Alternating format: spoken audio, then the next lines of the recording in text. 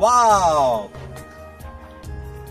உண்மையாவே செதுக்கிற மலை வந்து ஒரு வாவ் அப்படின்னு சொல்லலாம். அப்படி இருக்கு. போலாம். கண்டிப்பா உங்களுக்கு டைம் கிடைச்சிச்சுன்னா செதுக்கிற மலைக்கு வந்து பாருங்க. ரொம்ப சூப்பரா இருக்கு. மலை ஏறி போய் மேல சிவலிங்கம் இருக்கு. என்ஜாய் பண்ணி பாருங்க. ரொம்ப சூப்பரா இருக்கும்.